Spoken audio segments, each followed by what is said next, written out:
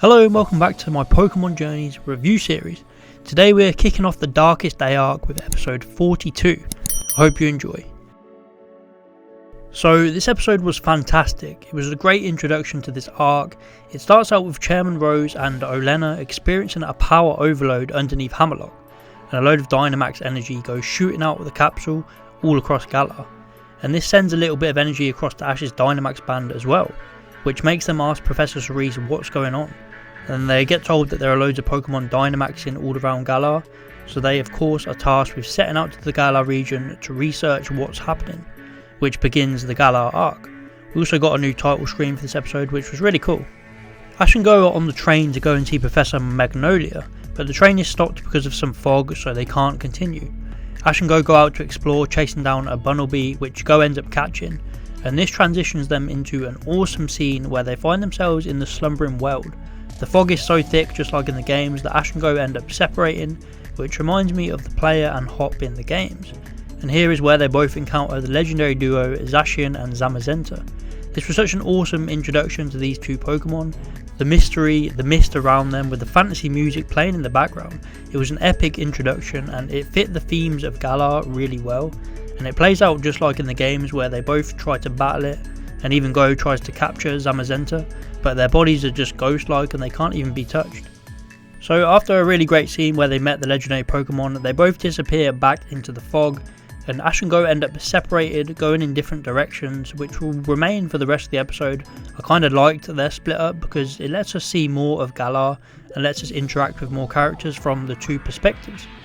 Go ends up meeting up with Sonia after seeing a few Dynamax lights fall from the sky, while Sonia is there studying them, and Ash ends up in a nearby town where a Center Scorch has been hit by one of the many Dynamaxing spots that appear in around Galar because of the earlier incident in Hammerlock.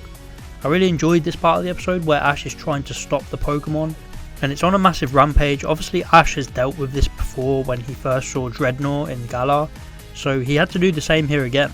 But this time, even with all of his power, he could not stop this thing. It was so strong, he even used Dragonite this time. While Ash was battling, there was a small scene with Rose where he says a few casualties are inevitable, which just sums up his character perfectly.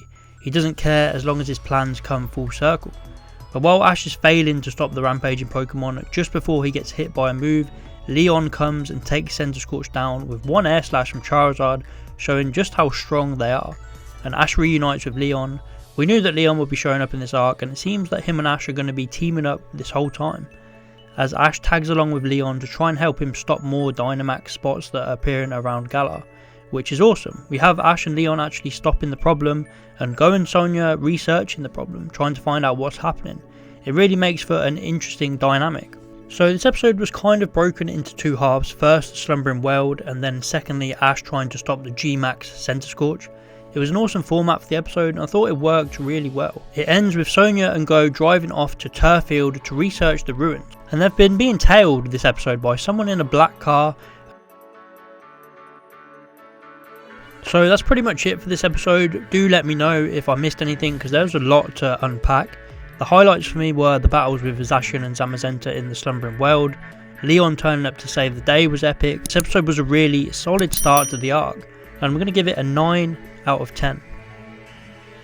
Let me know what your thoughts are on this episode. What would you rate it out of 10?